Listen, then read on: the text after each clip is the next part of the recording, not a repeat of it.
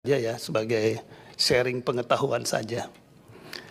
Kita ketahui bahwa jaringan itu atau jasa telekomunikasi itu adalah sudah menyangkut hajat hidup orang banyak.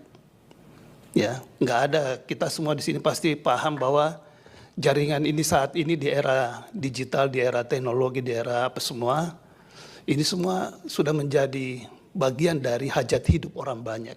Bahkan di pelosok-pelosok yang tadi sudah disebutkan, semuanya membutuhkan yang namanya jaringan.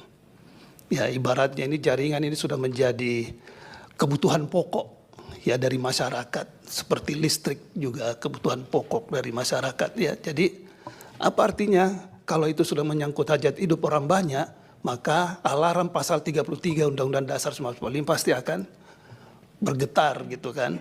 Karena apa? Yang menyangkut hajat hidup orang banyak pasti dikuasai oleh negara. Tadi disebutkan jaringan ini dikuasai oleh negara dan tentu untuk dipergunakan sebesar-besarnya untuk kemakmuran rakyat.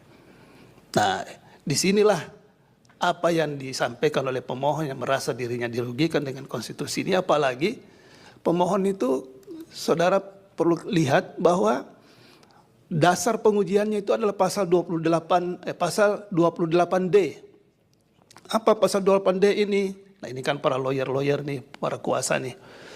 Ya, antara lain di situ disebutkan adalah ya, setiap orang berhak untuk mendapatkan kepastian hukum yang adil. Jadi kepastian hukum yang adil. Nah, bagaimana nih kaitannya dengan tadi ya data pulsa 1 GB dia ya anggaplah itu jasa, tapi kok belum habis sudah hilang. Di mana nih kepastian hukum yang adilnya nih? Belum lagi kalau kita masuk ke soal pasal 28H, ya